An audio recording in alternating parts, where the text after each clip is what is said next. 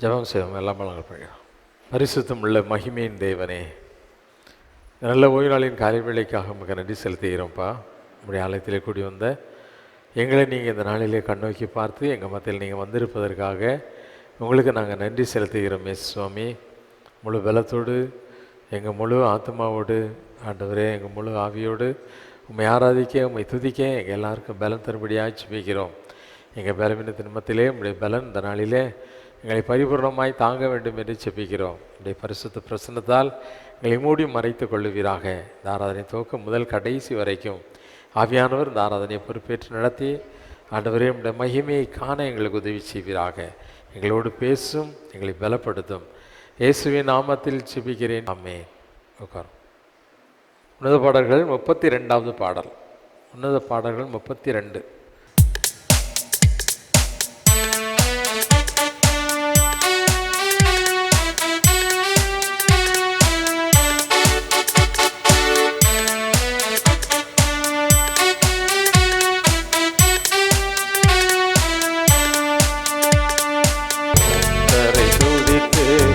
அவரின் நாமத்தை பிரஸ்தாபமாக்குங்கள்.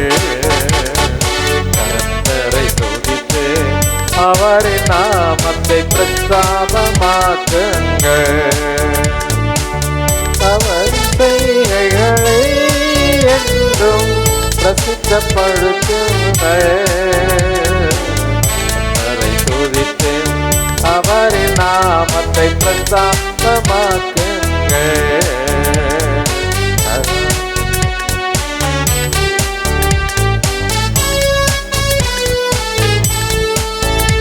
அல்லேலூயா, அல்லேலூயா, அல்லேலூயா பாடிடுவோம். அல்லேலூயா, அல்லேலூயா, அல்லேலூயா பரிப்போம். கர்த்தரை துதித்து அவரின் நாமத்தை பிரஸ்தாபமாக்குங்கள். கர்த்தரை துதித்து அவரின் நாமத்தை பிரஸ்தாபமாக்குங்கள். கர்த்தரே பெரியவர், அவர் தோத்தரிக்கப்படத்தக்கவர். கர்த்தரே பெரியவர், அவர் தோத்தரிக்கப்படத்தக்கவர். ஜனங்களுக்குள்ளே மகிமையை பாடி, ஜனங்களுக்குள்ளே மகிமையை பாடி விவரித்து சொல்லுங்களே, விவரித்து சொல்லுங்களே.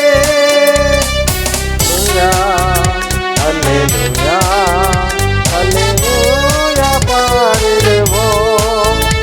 அல்லேலூயா, அல்லேலூயா, அல்லேலூயா பரிப்போம். துதித்து அவரின் நாமத்தை பிரஸ்தாபமாக்குங்கள். துதித்து அவரின் நாமத்தை பிரஸ்தாபமாக்குங்கள்.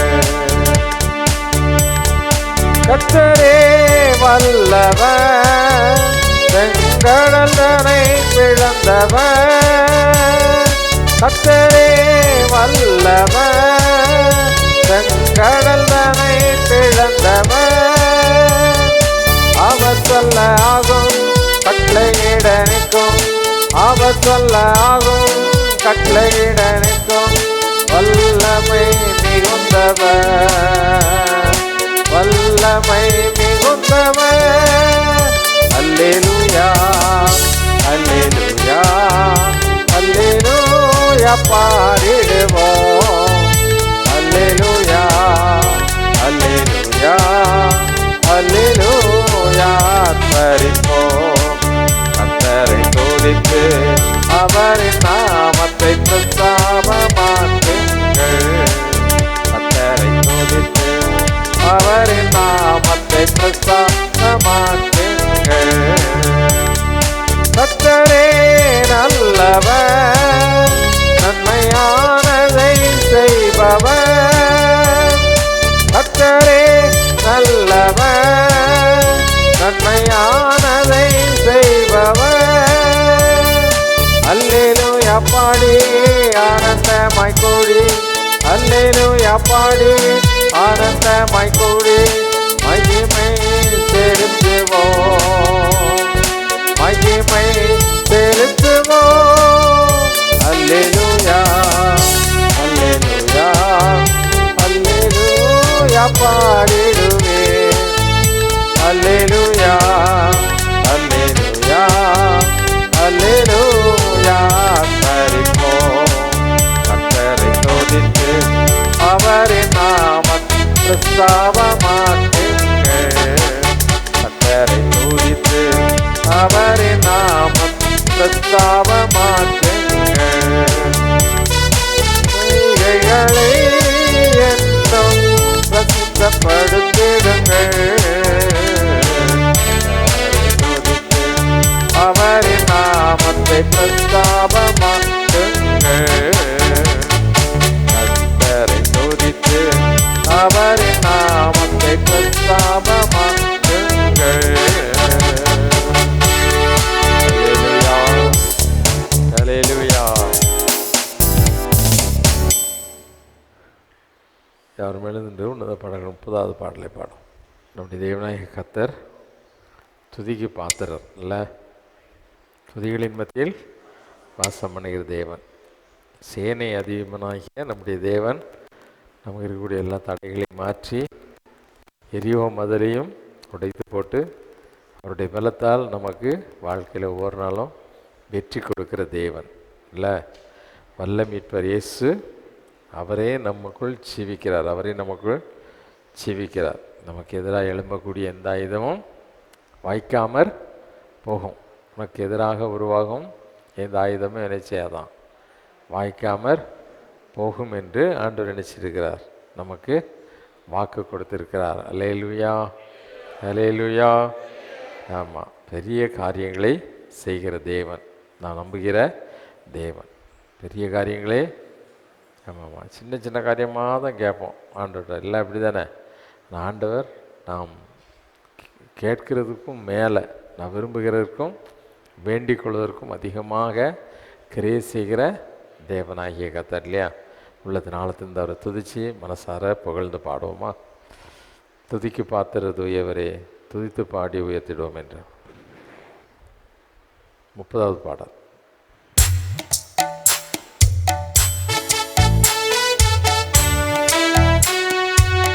எல்லாம் கைத்தட்டி பாடலாம் உற்சாகமா. துதிக்கு பாத்திர தூயவரே, துதித்து பாடி உயர்த்திடுவோம், துதிக்கு பாத்திர தூயவரே, துதித்து பாடி உயர்த்திடுவோம். சேனை அதிபர் தடைகள் முறித்து தொடர்ந்து பாதையில் செல்கிறார், சேனை அதிபர் தடைகள் முறித்து தொடர்ந்து பாதையில் செல்கிறார். எரியும் அதிலை வீழ்த்துவோம், அவரின் பலத்தால் வெல்லுவோம், எரியும் அதிலை வீழ்த்துவோம், அவரின் பலத்தால் வெல்லுவோம். துதிக்கு பாத்திர தூயவரே, துதித்து பாடி உயர்த்திடுவோம், துதிக்கு பாத்திர தூயவரே, துதித்து பாடி உயர்த்திடுவோம். வல்ல மீட்பர் இயேசுதாமே, அவரே நம்மில் ஜீவிக்கிறார், வல்ல மீட்பர் இயேசுதாமே, அவரே நம்மில் ஜீவிக்கிறார். நமக்கு வீராய் எழும்பிடும் எந்த ஆயுதம் வாய்க்காதே, நமக்கு வீராய் எழும்பிடும் எந்த ஆயுதம் வாய்க்காதே. துதிக்கு பாத்திர தூயவரே, துதித்து பாடி உயர்த்திடுவோம், துதிக்கு பாத்திர தூயவரே, துதித்து பாடி உயர்த்திடுவோம். பெரிய காரியம்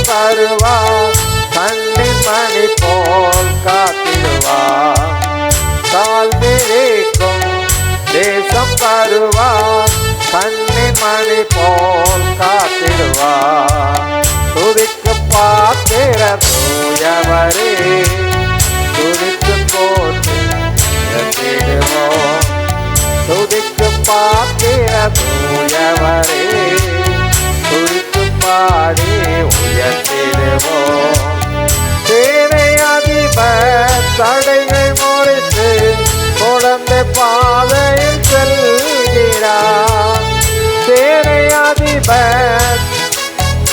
ஆமென். செல்கிறார் எரிகோ மதிலை வீழ்த்துவோம், அவரின் பலத்தால் வெல்லுவோம். எரிகோ மதிலை வீழ்த்துவோம், அவரின் பலத்தால் வெல்லுவோம். எரிகோ மதிலை வீழ்த்துவோம், அவரின் பலத்தால் வெல்லுவோம். துதிக்கு பாத்திர தூயவரே, துதிக்கு பாடி உயர்த்திடுவோம். துதிக்கு பாத்திர தூயவரே, துதிக்கு பாடி உயர்த்திடுவோம். வல்ல மீட்பர் இயேசுதாமே, அவரே நம்மில் ஜீவிக்கிறார். வல்ல மீட்பர் இயேசுதாமே, அவரே நம்மில் ஜீவிக்கிறார். நமக்கு எதிராய் எழும்பிடும் எந்த ஆயுதம் வாய்க்காதே. நமக்கு எதிராய் எழும்பிடும் எந்த ஆயுதம் வாய்க்காதே.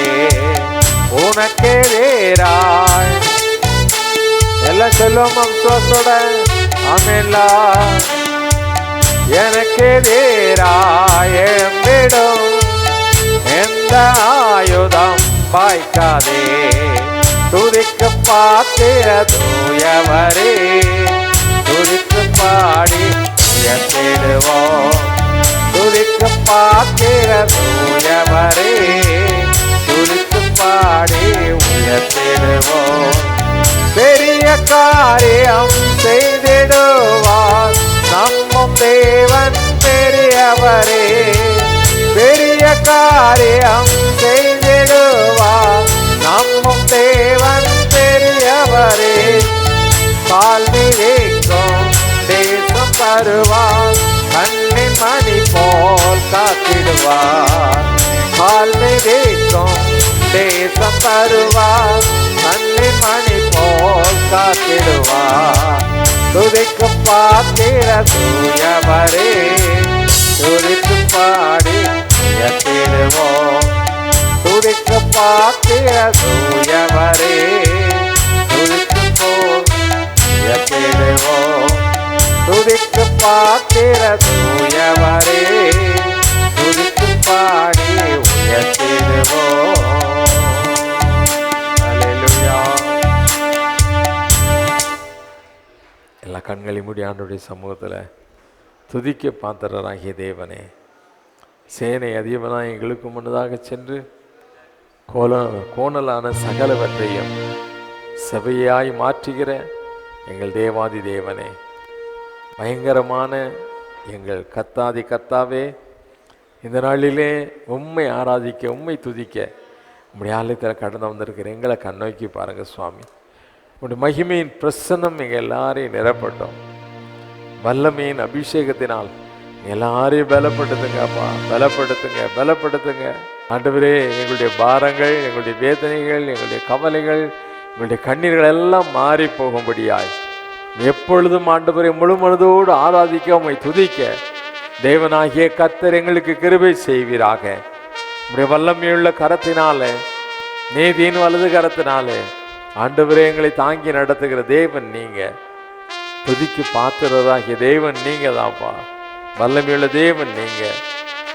வல்ல மீட்பர் இயேசு எங்களுக்குள் ஜீவிப்பதற்காய் உமக்கு நன்றி செலுத்துகிறோம்.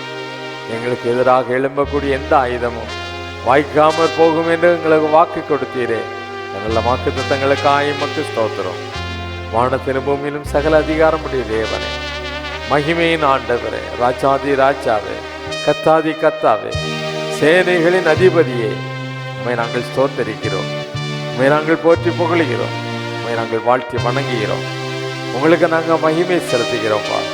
தேவ பிரசன்னம் எங்களை ஆளுகை செய்வதாக. உடைய பரிசுத்த பிரசன்னத்திற்களை மூடி மறைத்துக் கொள்ளுவீராக. அபிஷேகநாதர் எப்பொழுதும் எங்களோடு இருந்து ஆண்டவர் எப்பொழுதும் உம்மை ஆராதிக்க, உம்மை துதிக்க, உம்மை போற்றி புகழ எங்களுக்கு பலன் கொடுப்பீராக. ஆராதனை நாயகரே, உம்மை ஸ்தோத்தரிக்கிறோம்.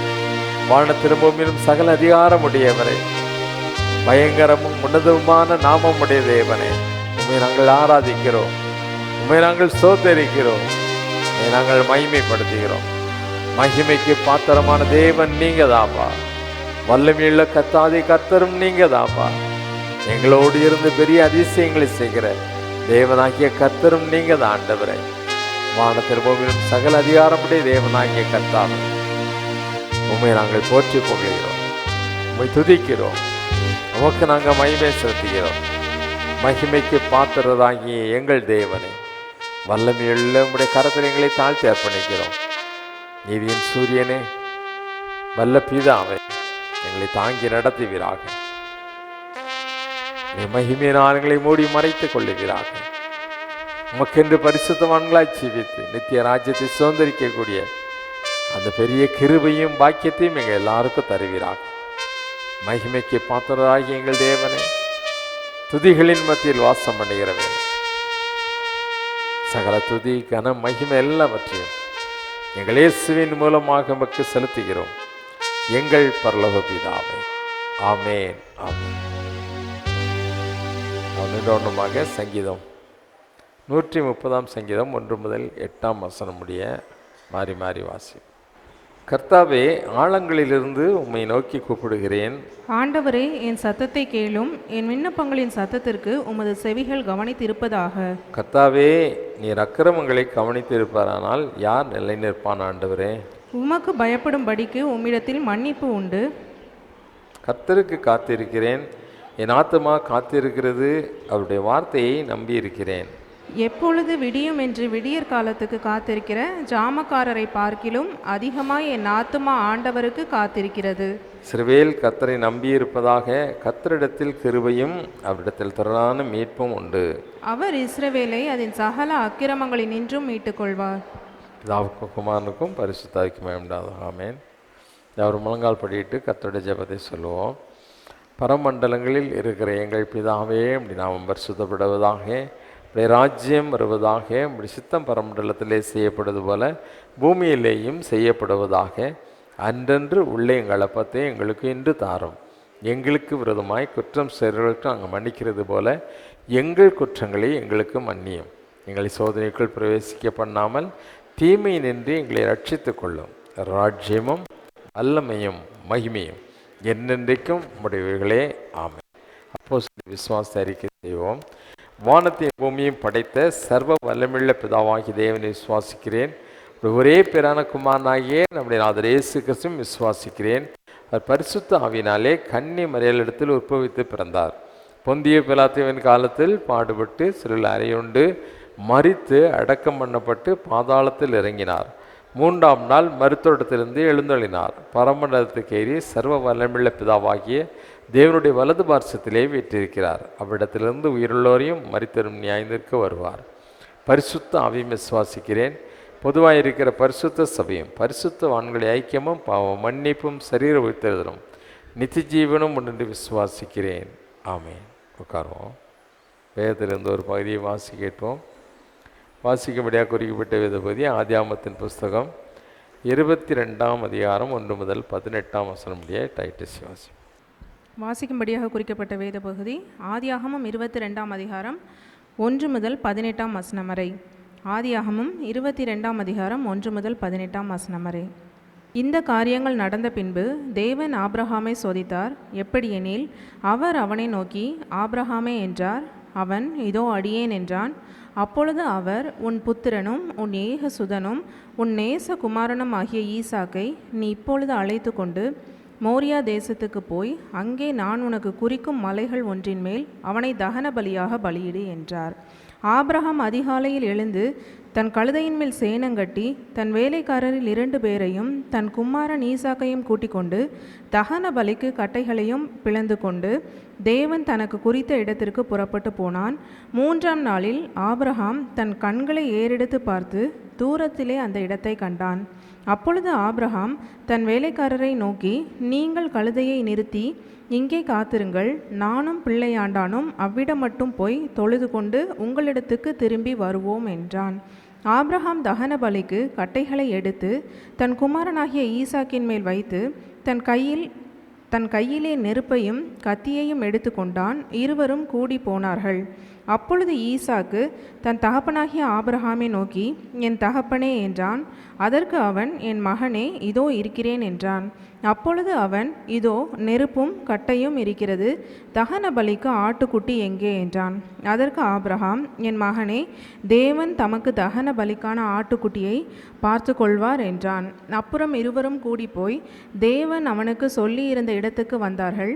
அங்கே ஆபிரகாம் ஒரு பலிபீடத்தை உண்டாக்கி கட்டைகளை அடுக்கி தன் குமாரனாகிய ஈசாக்கை கட்டி அந்த பலிபீடத்தில் அடுக்கிய கட்டைகளின் மேல் அவனை கிடத்தினான். பின்பு ஆபிரகாம் தன் குமாரனை வெட்டும்படிக்கு தன் கையை நீட்டி கத்தியை எடுத்தான். அப்பொழுது கர்த்தருடைய தூதனானவர் வானத்திலிருந்து, ஆபிரகாமே, ஆபிரகாமே என்று கூப்பிட்டார். அவன், இதோ அடியேன் என்றான். அப்பொழுது அவர், பிள்ளையாண்டான் மேல் உன் கையை போடாதே, அவனுக்கு ஒன்றும் செய்யாதே. நீ அவனை உன் புத்திரன் என்றும் உன் ஏக சுதனென்றும் பாராமல் எனக்காக ஒப்பு கொடுத்தபடியினால் நீ தேவனுக்கு பயப்படுகிறவன் என்று இப்பொழுது அறிந்திருக்கிறேன் என்றார். ஆபிரகாம் தன் கண்களை ஏறெடுத்து பார்க்கும்போது, இதோ பின்னாக புதரிலே தன் கொம்புகள் சிக்கி கொண்டிருந்த ஒரு ஆட்டு கடாவை கண்டான். அப்பொழுது ஆபிரகாம் போய் கடாவை பிடித்து அதை தன் குமாரனுக்கு பதிலாக தகன பலியிட்டான். ஆபிரகாம் அந்த இடத்துக்கு யெகோவா ஈரே என்று பெயரிட்டான். அதனாலே கர்த்தருடைய பர்வதத்திலே பார்த்து கொள்ளப்படும் என்று இந்நாள் வரைக்கும் சொல்லப்பட்டு வருகிறது. கர்த்தருடைய தூதனானவர் இரண்டாந்தரம் வானத்திலிருந்து ஆபிரகாமை கூப்பிட்டு, நீ உன் புத்திரன் என்றும் உன் ஏக சுதனென்றும் பாராமல் அவனை ஒப்பு கொடுத்து இந்த காரியத்தை செய்தபடியால் நான் உன்னை ஆசீர்வதிக்கவே ஆசீர்வதித்து உன் சந்ததியை வானத்து நட்சத்திரங்களைப் போலவும் கடற்கரை மணலைப் போலவும் பெருகவே பெருக பண்ணுவேன் என்றும் உன் சந்ததியார் தங்கள் சத்துருக்களின் வாசல்களை சுதந்தரித்து கொள்வார்கள் என்றும் நீ என் சொல்லுக்கு கீழ்ப்படிந்தபடியினால் உன் சந்ததிக்குள் பூமியில் உள்ள சகல ஜாதிகளும் ஆசீர்வதிக்கப்படும் என்றும் என் பேரில் ஆணையிட்டேன் என்று கர்த்தர் சொல்லுகிறார் என்றார். வாசிக்கும்படியாக குறிக்கப்பட்ட வேத பகுதி வாசித்தாயிற்று. ஆதி மெய்தேவனே,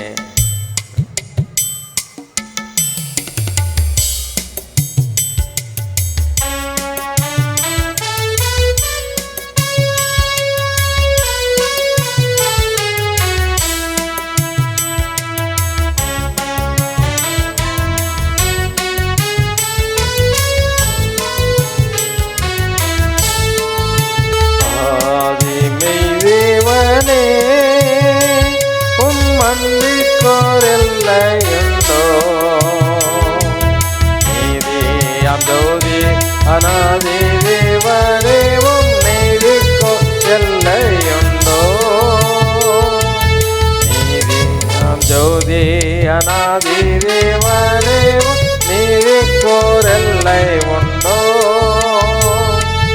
பாவத்தில் மாண்ட என்னை கோபத்தால் அழிக்காமல் ரட்சித்த முந்தன் அன்பை நினைத்து நான் பச்சமாய் போற்றிடுவேன். ரட்சித்த முந்தன் அன்பை நினைத்து நான் பச்சமாய் போற்றிடுவேன். ஆதி மெய்தேவனே, உம் அன்பிற்கோர் எல்லை உண்டோ? நீதியாம் ஜோதி அநாதி தேவனே, உம் நீதிக்கோர் எல்லை உண்டோ? நீதியாம் ஜோதி அநாதி தேவனே, உம் நீதிக்கோர் எல்லை உண்டோ? எத்தனையோ பாவங்கள் அத்தனை அகற்றினேன். பங்கு போதாதென்றே நான் சத்தம் செய்தேன் உமக்கு. பங்கு போதாதென்றே நான் சத்தம் செய்தேன் உமக்கு. ஆதி மெய்தேவனே, உம் அன்பிற்கோர் எல்லை உண்டோ? நீதியாம் ஜோதி அநாதி தேவனே, உம் நீதிக்கோர் எல்லை உண்டோ? நீதியாம் ஜோதி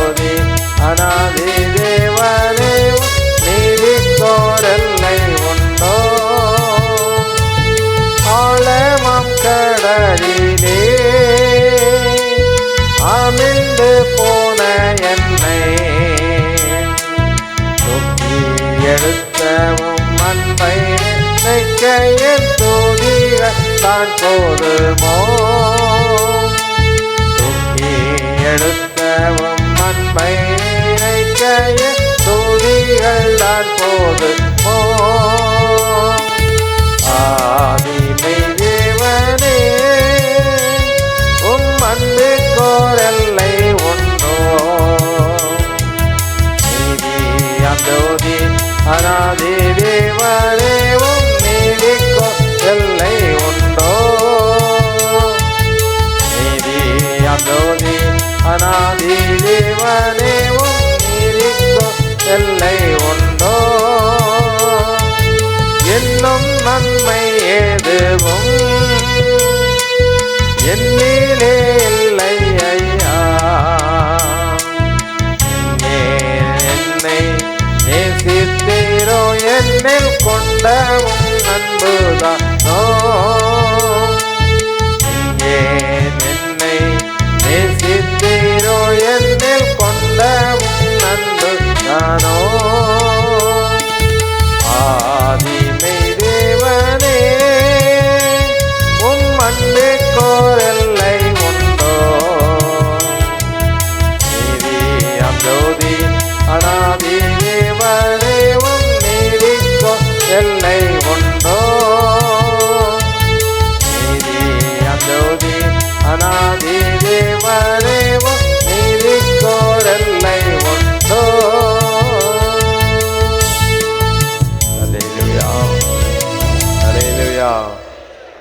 யார் தலைவனை ஜெபம் செய்யும்.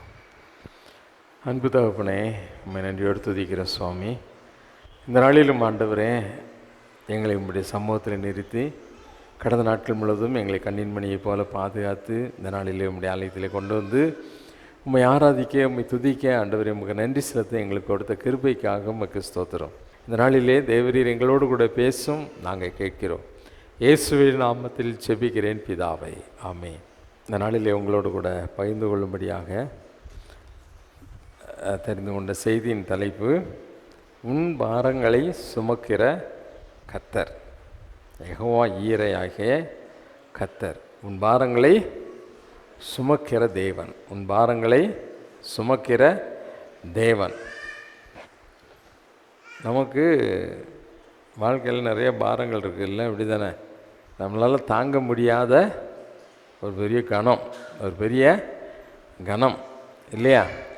ஆமாம். இன்றைக்கி நம்ம வாழ்க்கையில் நம்மையும் அறியாமல் நமக்குள்ளே ஒரு பெரிய பாரம் நிறைய பேருக்குள்ளே காணப்படுது. வெளியே சொல்ல முடியாது.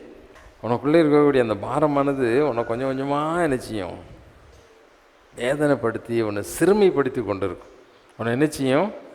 சிறுமைப்படுத்தி கொண்டே இருக்கும். பாரம் அப்படின்னா என்ன?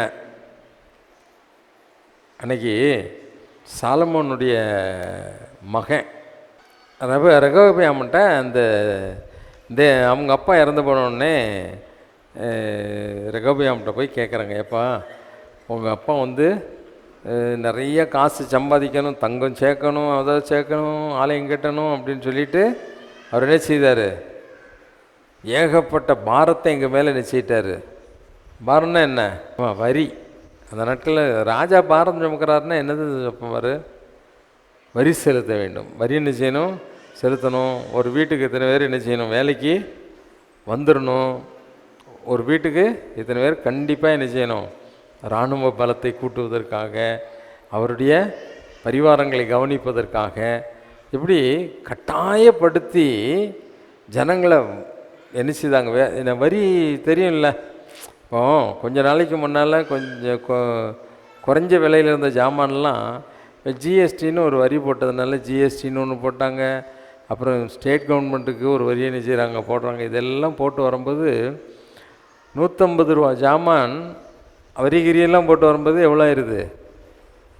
டபுள் ஆகி போகுது. 350 ரூபா ஆகி போகுது. என்ன செய்யுது? 350 ரூபா ஆகி போகுது இல்லையா?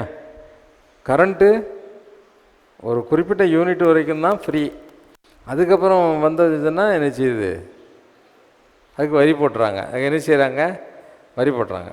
அப்போ வரி போட்ட உடனே ஒரு 1000 ரூபா 2000 ரூபா வந்துச்சுன்னா வரி ஏகப்பட்ட வரியை என்ன செய்கிறாங்க?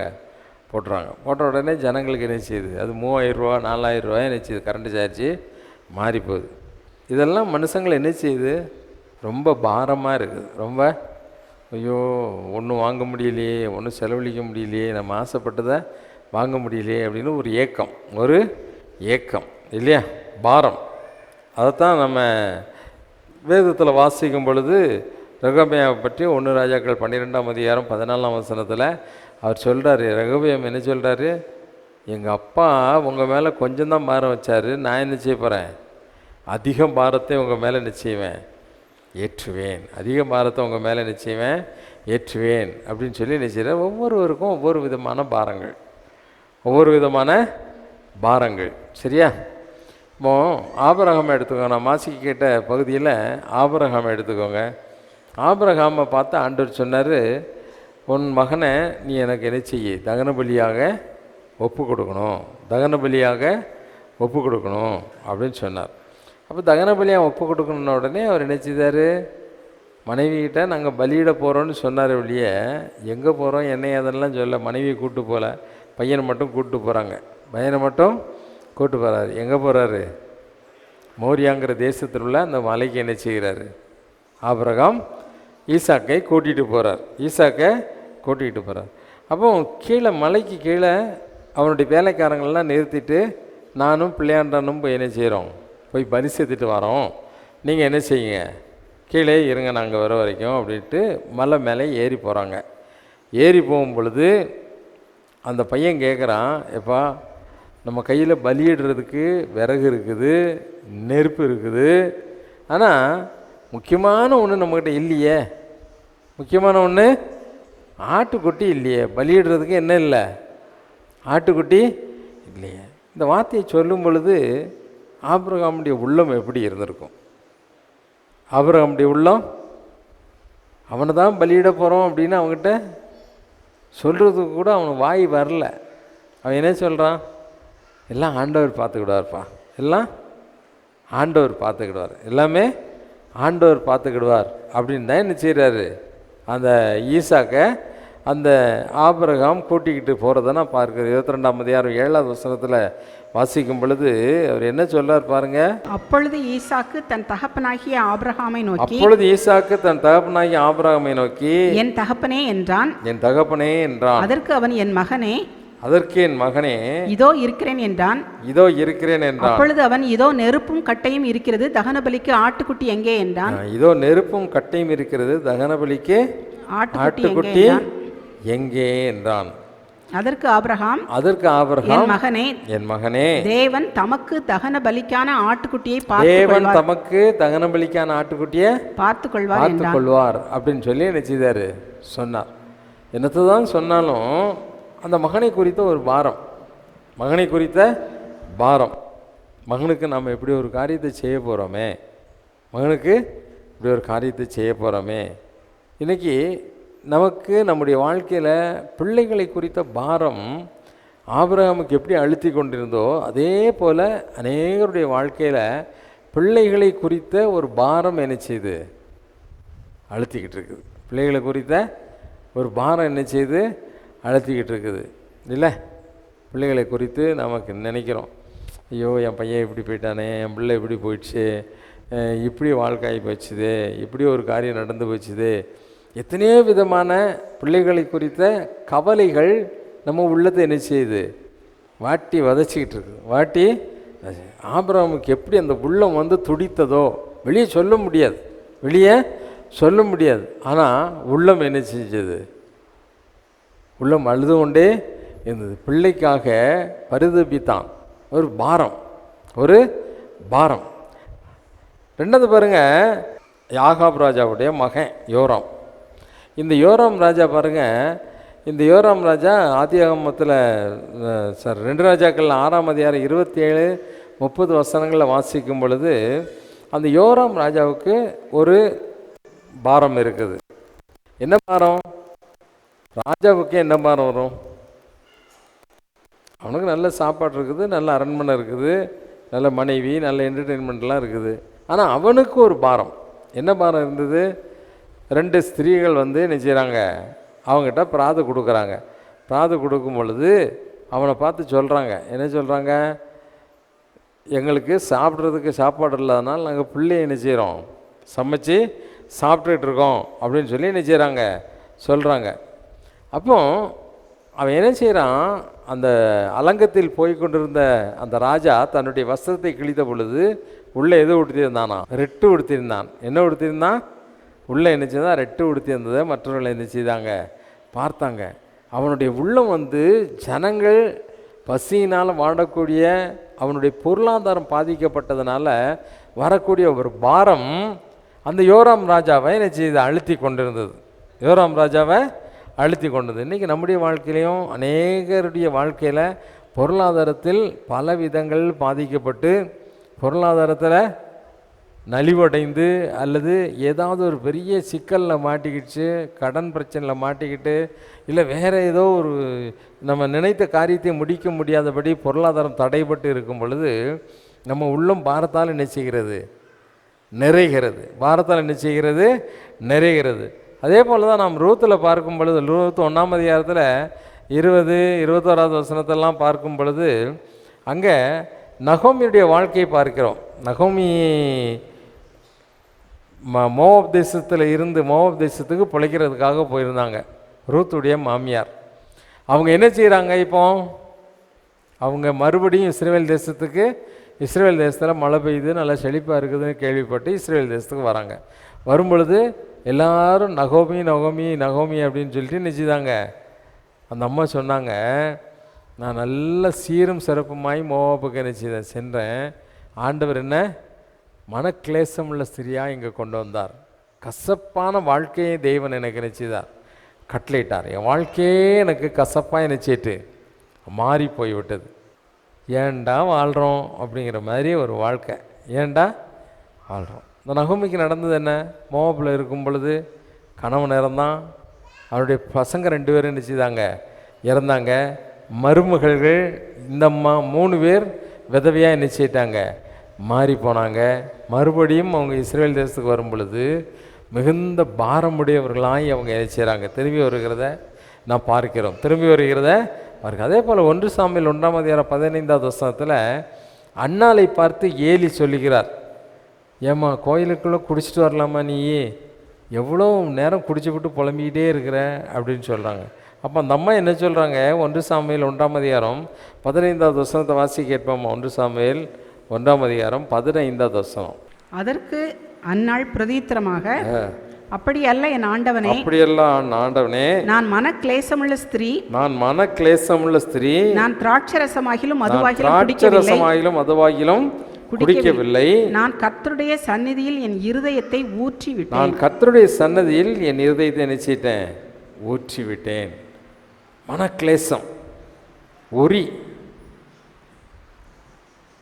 உள்ள மனசுக்குள்ளே என்ன இருக்குது, பயங்கரமான ஒரு வேதனை.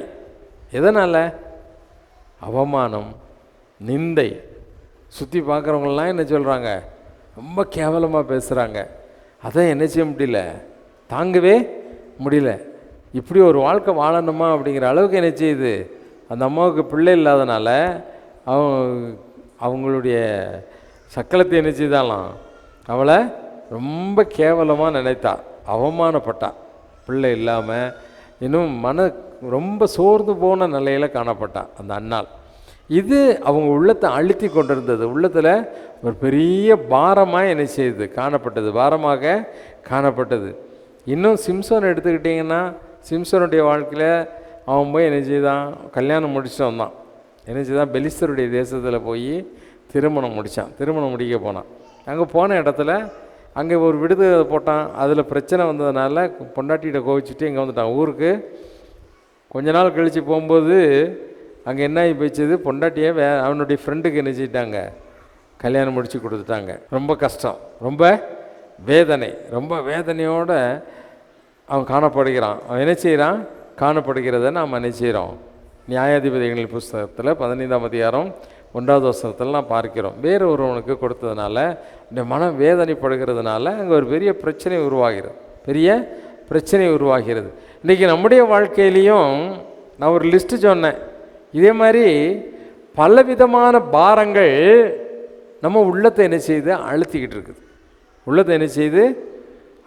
இருக்குது. வெளியே சொல்ல முடியல.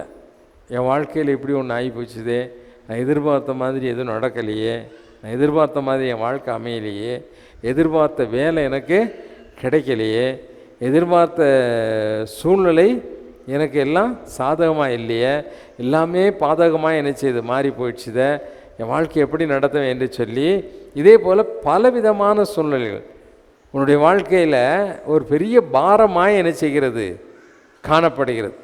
பாரமாக என்ன செய்கிறது, காணப்படுகிறது. அதுக்கு தான் ஆண்டவர் சொல்லும்போது என்ன சொல்கிறாரு, மத்தேயு 11ஆம் அதிகாரம் 28ஆம் வசனத்தில் சொல்லும்போது ஆண்டவர் என்ன சொன்னார், வருத்தப்பட்டு பாரம் சுமக்கிறவர்களே நீங்கள் எல்லாரும் என்கிட்ட வாங்க, என்கிட்ட நான் உங்களுக்கு என்ன செய்வேன், இளைப்பாறுதல். ஆமாம், I will give you rest. நான் உங்களுக்கு என்ன செய்வேன், இளைப்பாறுதல் தருவேன். பாரம் சுமந்துக்கிட்டு இருக்கியா, நீ யாருக்கிட்ட வரணும், இயேசுண்ட வரணும். இயேசுக்கிட்ட என்ன செய்யணும், வரணும். இயேசுவிட வரும்பொழுது உனக்கு என்ன கிடைக்கும், இளைப்பாறுதல்.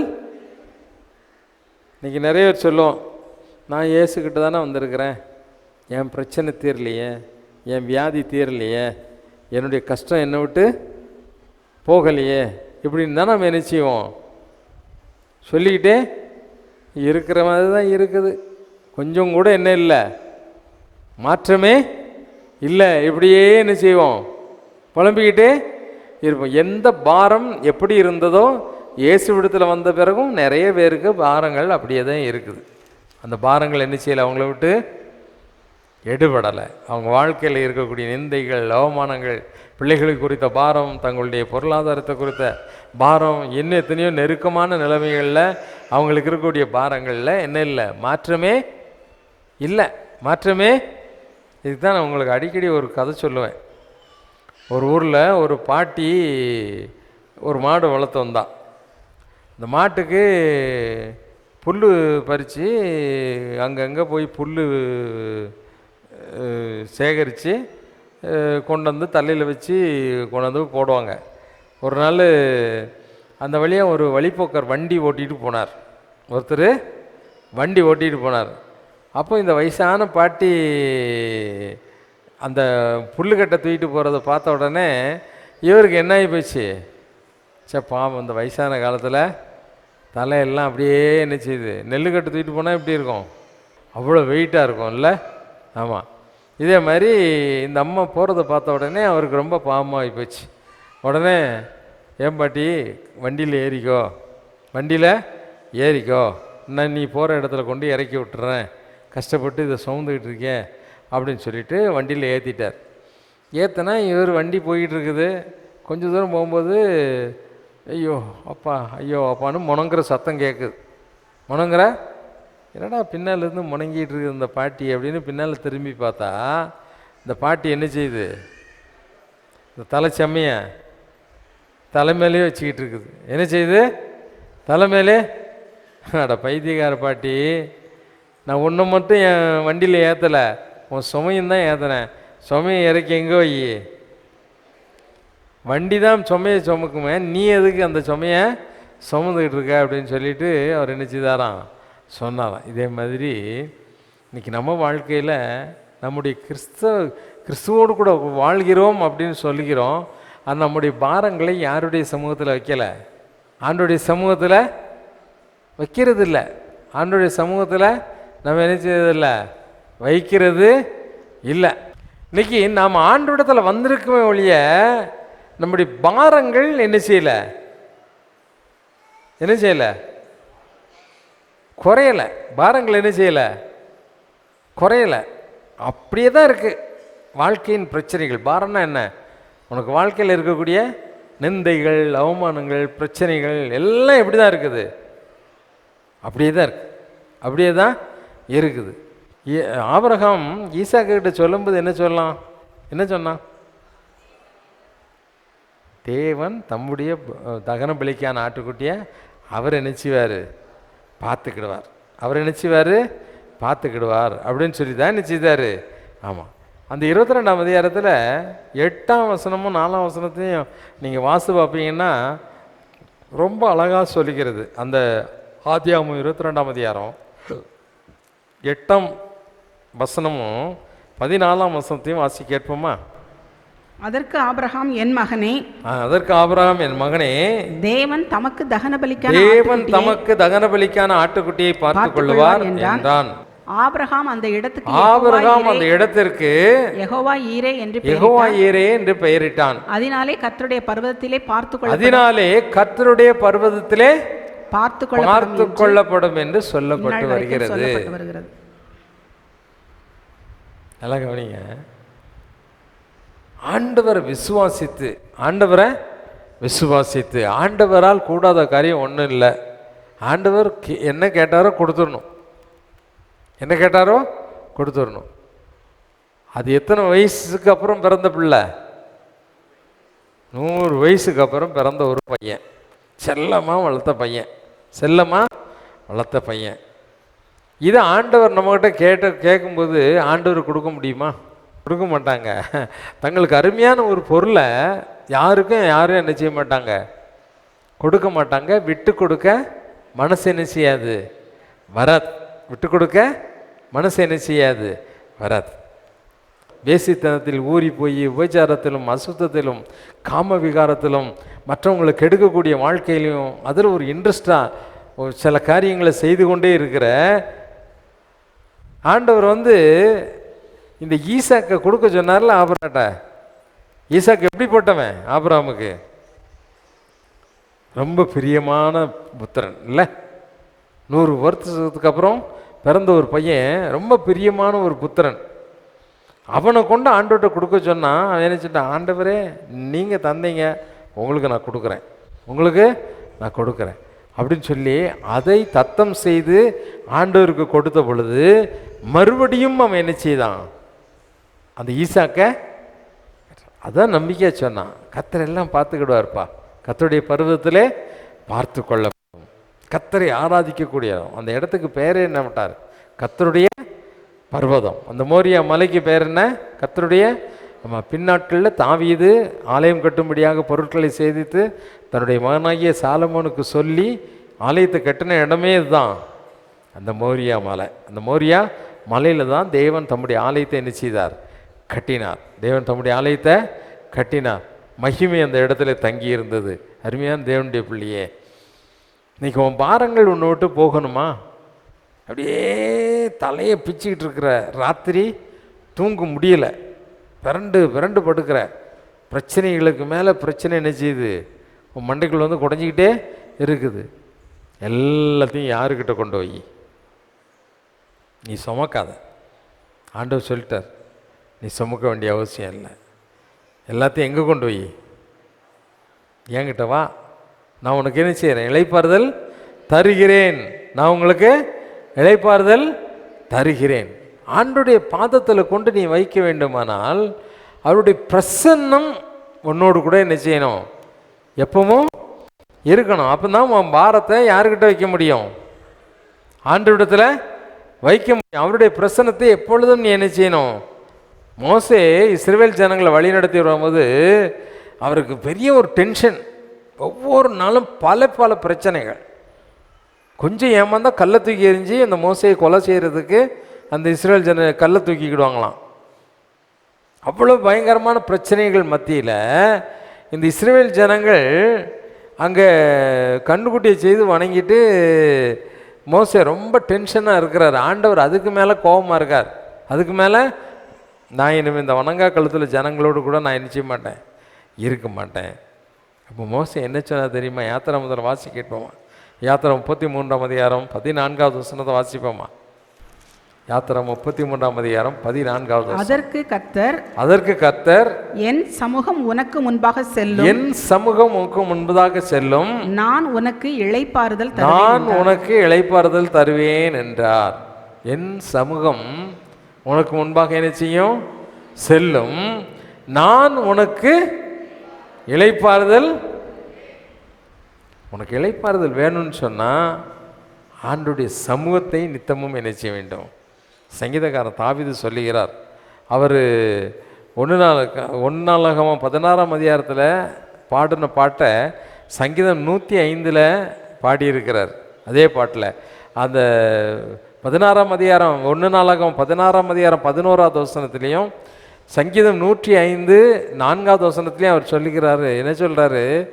தேவனுடைய சமூகத்தை நித்தமும் தேடுங்கள். தேவனுடைய சமூகத்தை நித்தமும் தேடுங்கள். ஆண்டவருடைய சமூகத்தை ஒவ்வொரு நாளும் நாம் என்ன செய்யணும்? தேடணும். சமூகம் என்பது என்ன? அவர் நம்மோடு கூட இருக்கார் என்ற ஒரு உணர்வு எப்பவும் நமக்கு என்ன செய்யணும்? இருந்து கொண்டே இருக்க வேண்டும். எப்பொழுதும் நம்மோடு கூட அவர் இருக்கிறார் என்ற ஒரு உணர்வு நமக்கு என்ன செய்யணும்? இருந்து கொண்டே இருக்க வேண்டும். அப்போ இருந்ததுன்னு சொன்னால் ஆண்டவர் மேலே நமக்கு என்ன இருக்கும்? பூரண நம்பிக்கையும் பூரண விசுவாசமும் என்ன செய்யும்? இருக்கும். நம்முடைய பாரத்தெல்லாம் யார் மேலே வச்சிருவோம்? அவர் பார்த்துக்கிடுவார். ஆண்டவர் பார்த்துக்கிடுவார். சில நேரம் நீ தலைகீழ நின்னா கூட உன்னுடைய பிரச்சனையை உன்னால் நினைச்ச முடியாது, சமாளிக்கவே முடியாது. ஆனால் உன்னுடைய பிரச்சனையை அவருடைய கருத்தில் நீ கொடுத்துப்பாரு, ஆண்டுடைய கருத்தில் கொடுத்துப்பாரு, அவர் உனக்கு என்ன செய்வார்? ஒரு பெரிய ரெஸ்ட் கொடுப்பார், பெரிய அமைதி என்ன செய்வார்? ஆண்டவர் உனக்கு கொடுக்க காத்திருக்கிறார். ஆண்டவர் உனக்கு கொடுப்பதற்கு என்ன செய்கிறாரு? காத்திருக்கிறார். இன்றைக்கி நமக்கு வரக்கூடிய பாரம் ஏன், எதனால் இந்த பாரம், ஏன் இவ்வளோ பாரத்தை தூக்கி சுமந்து நம்மளால் என்ன செய்ய முடியல? ஒரு நிம்மதியான வாழ்க்கையை என்ன செய்ய முடியல? வாழ முடியலை. நிம்மதியான வாழ்க்கை வாழ முடியல. இதுக்கு காரணம் என்ன? உபாகமத்தில் அந்த இஸ்ரவேல் ஜனங்களுக்கு ஆசீர்வாதத்தையும் சாபத்தையும் சொல்லும்போது ஆண்டவர் உபாகமத்தின் புஸ்தகம் 28ஆம் அதிகாரம் 65வது வசனத்தில் என்ன சொல்றார்? வாசி கேட்போமா? அந்த ஜாதிகளுக்குள்ளே உனக்கு இளைப்பாறுதல் இராது. அந்த ஜாதிகளுக்குள்ளே உனக்கு என்ன செய்யாது? இளைப்பாறுதல் இராது.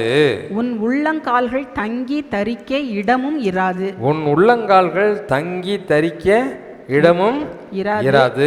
அங்கே கர்த்தர் உனக்கு தத்தளிக்கிற இருதயத்தையும், அங்கே உனக்கு கர்த்தர் தத்தளிக்கிற இருதயத்தையும், சோர்ந்து போகிற கண்களையும் மன சஞ்சலத்தையும் கொடுப்பார். மன சஞ்சலத்தையும் என்ன செய்வார்? கொடுப்பார். எங்க இளைப்பாறுதல் இருக்காது? அந்த ஜாதிகளுக்குள்ளே. அதான் என்று சொன்னார். புறஜாதிகளின் மார்க்கத்தை நீங்கள் என்ன செய்யாதீங்க? கற்றுக்கொள்ளாதிருங்கள். புறஜாதிகளின் மார்க்கத்தை நீங்கள் கற்றுக்கொள்ளலாம்.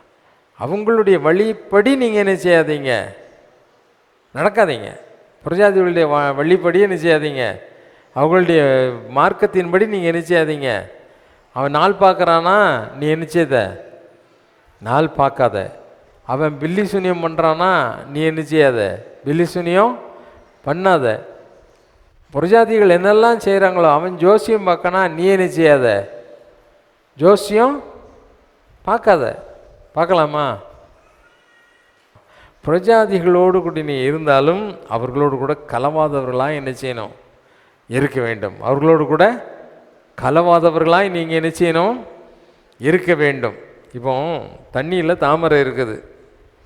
தாமரை இலை பார்த்துருக்கீங்களா? தாமரை இலை பார்த்தீங்கன்னா தண்ணியில் தான் இருக்கும். எவ்வளோ தான் மழை பெய்தாலும் அந்த தண்ணி என்ன செய்ய, அந்த இலையில் அப்படியே ஓடிடும் இல்லை? அலை அடித்து அந்த இலை மேலே தண்ணி போனாலும் என்ன செய்யாது. ஆனால் அதே தாமரையை கீழே தண்டை அறுத்து விட்டுருங்க, 2-3 நாள் கழித்து பார்த்தீங்கன்னா அழுகி போய் என்ன செய்யும்? தண்ணிக்கு கீழே முங்கிரும். இன்றைக்கி நாம் உலகத்தில் இருக்கிறோம், ஆனால் நாம் யார் கிடையாது? உலகத்தார் அல்ல. நம்முடைய வேர் எங்கே இருக்குது?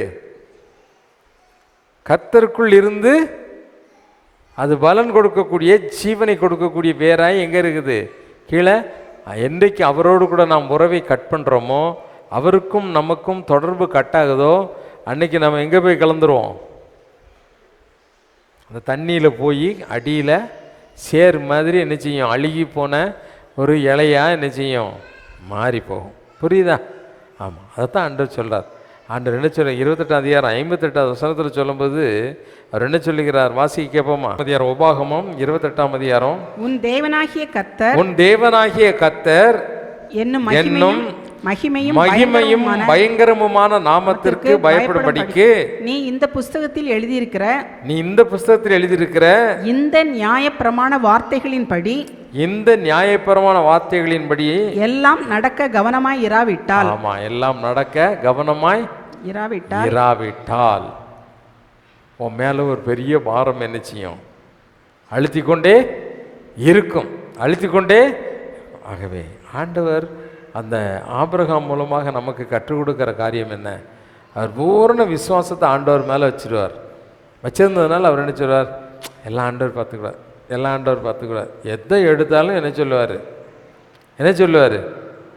எல்லாம் ஆண்டவர் பார்த்துக்கிடுவார், எல்லாம் ஆண்டவர் பார்த்துக்கிடுவார். இன்றைக்கி நம்முடைய வாழ்க்கையில் ஒவ்வொரு நாளும் தேவன் என்னுடைய வாழ்க்கையின் சகலவற்றையும் பொறுப்பேற்றுக் கொள்வார். அவர் சகலவற்றையும் செய்ய வல்லமை உள்ளவர் என்று சொல்ல முடியுமா? எல்லாம் ஜெபம் பண்ணுவோமா? முழங்கால் படிக்கிட்டு ஆண்டவருடைய சமூகத்தில், ஆண்டவரே சகலவற்றையும் செய்ய வல்லமையுள்ள தேவன், நீங்கள் செய்ய நினைத்த காரியம் தடைபடாது என்பதை நாங்கள் அறிந்திருக்கிறோம். ஆண்டவரை பார்த்து பேசுவோம். தேவனாய கர்த்தர் அவர் பெரியவர், மகிமை நிறைந்த கர்த்தர் அவர், வல்லமையுள்ள தேவன் அவர். நம்ம வாழ்க்கையில் அநேக பாரங்கள் நம்ம அழித்து கொண்டு இருக்கிறது. பிள்ளைகள் குறித்த பாரம், பொருளாதார பாரம், நிந்தைகள், அவமானங்களினால் நம்ம உள்ளம் பாரப்பட்டு போயிருக்கிறது. இன்னும் எத்தனையோ பாரங்கள், நம்முடைய குடும்பத்தை குறித்த பாரம், இதெல்லாம் நம்ம அழுத்தி அழுத்தி அழுத்தி நிம்மதி இல்லாத ஒரு வாழ்க்கையில் நாம் வாழ்ந்து கொண்டிருக்கிறோம். அருமையான தேவனுடைய பிள்ளையே, ஆண்டவர் சொன்னார், என்கிட்ட வா, நான் உனக்கு இளைப்பாறுதல் தருவேன்னு சொன்னார். அவருடைய வார்த்தையை நம்பி, அவருடைய வார்த்தையை விசுவாசித்து, அவருடைய பிரசன்னத்தை காத்து கொண்டு அவர் மேலே பூரண நம்பிக்கையாக இருப்பாயானால் சகலவற்றையும் நன்மையாய் செய்ய அவர் வல்லமையுள்ள தேவனாய் இருக்கிறார். அப்பா பார்த்து சொல்லு, ஆண்டவரே நான் உங்களை நம்புகிறேன்ப்பா, பரிபூர்ணமாய் நம்புகிறேன் ஆண்டவரே. உம்முடைய சமூகத்தில் என்னை தாழ்த்துகிறேன், என்னை அர்ப்பணிக்கிறேன். தேவனாய் கர்த்தர் நீர் பெரியவர், வல்லமையுள்ள தேவனே, மாறாத பரிசுத்தரே. எத்தனையோ பாரங்கள் என்னை அழுத்தி கொண்டு இருக்கிறது. என்னுடைய குடும்பத்தை குறித்த பாரம், என்னுடைய பிள்ளைகளை குறித்த பாரம், என்னுடைய வாழ்க்கையின் சகல பொருளாதாரத்தை குறித்த ஒரு பாரம், ஆண்டவரே நிந்தைகள், அவமானங்களை குறித்து ஒரு பாரம் என்னை அழித்து கொண்டு இருக்கிறது. ஆனால் நீங்கள் சொன்னீங்க, வருத்தப்பட்டு பாரம் சுமக்கிற அருமையான தேவனுடைய பிள்ளையே என்கிட்ட வான்னு சொன்னீங்க. உங்ககிட்ட வாரம்பா. ஆபிரகாம் விசுவாசத்தை போல கர்த்தர் எல்லாவற்றையும் எனக்காக செய்து முடிப்பார், அவர் பார்த்து கொள்ளுவார். சொல்ல பழகு. கர்த்தர் சகலவற்றையும் வாழ்க்கையில நன்மையாய் செய்ய விரும்புகிற தேவன். ஆகவே அவருடைய சமூகத்தில் நம்மை தாழ்த்தோம், நம்ம ஒப்பு கொடுப்போம். தேவாதி தேவன் சகலவற்றையும் நன்மையாய் நடத்துவார், நன்மையாய் நடத்துவார். சகல காரியத்தையும் செம்மையாய் நம்முடைய வாழ்க்கையில் நடத்தி கொடுக்க அவர் ஆவலுள்ளவராய் இருக்கிறார். அன்பு தகப்பனே, இந்த அருமையான வேளையில் ஆண்டவரே, இந்த செய்தியை கொட்ட அருமையான பிள்ளைகளை உங்களுடைய கருத்தை ஒப்பு கொடுத்து செபிக்கிறேன். எங்களுடைய பாரங்களை நாங்கள் சுமக்க வேண்டிய அவசியம் இல்லைப்பா. ஆபிரகாமுக்கு பிள்ளையை குறித்த ஒரு பெரிய பாரம் இருந்தது. ஆனாலும் ஒரே ஒரு வார்த்தை சொன்னான், ஆண்டவர் பார்த்துக்கிடுவார். அதே போல கர்த்தருடைய பருவத்திலே பார்த்துக் கொள்ளப்படும் என்று சொல்லி யெகோவா ஈரே என்று பெயர் கொடுத்தார். ஆண்டவரே, நாங்களும் எங்க பாரத்தை உங்க சமூகத்தில் இறக்கி வைக்கிறோம். எங்களுக்கு இளைப்பாறுதல் தருவீராக. எங்களை அப்படிப்பட்ட ஆசீர்வாதத்தினால் அனுப்பும்படியாய் செபிக்கிறோம். இயேசுவின் நாமத்தில் செபிக்கிறேன் பிதாவே, ஆமென், ஆமென். நம்முடைய கர்த்தராகிய இயேசு கிறிஸ்துவினுடைய கிருபையும், பிதாவாகிய தேவனுடைய அன்பும், பரிசுத்த ஆவியினுடைய அந்யோன்ய ஐக்கியமும் இன்றும் என்றும் சதாகாலங்களிலும் நம்மனரோடு கூட இருப்பதாக. ஆமென், ஆமென்.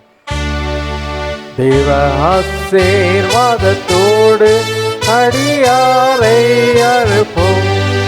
வார்த்தை என்னும் அப்பத்தாலே பொசித்து வளர்த்தியும் இப்போதும் மை தேடி வந்து மனதார போற்றினோம் மோட்சலோகத்தில் கழித்து உம்மை வாழ்த்தி தொழுவோம். ஆமென். என் ஆத்துமாவே கர்த்தரை ஸ்தோத்திரி, என் முழு உளமையருடைய பரிசுத்த நாமத்தை ஸ்தோத்திரி. என் ஆத்துமாவே கர்த்தரை ஸ்தோத்திரி, கர்த்தர் செய்த சகல உபகாரங்களையும் மறவாதே. ஆமென், ஆமென். ஹல்லேலூயா, ஹல்லேலூயா, ஹல்லேலூயா. God bless you. Amen.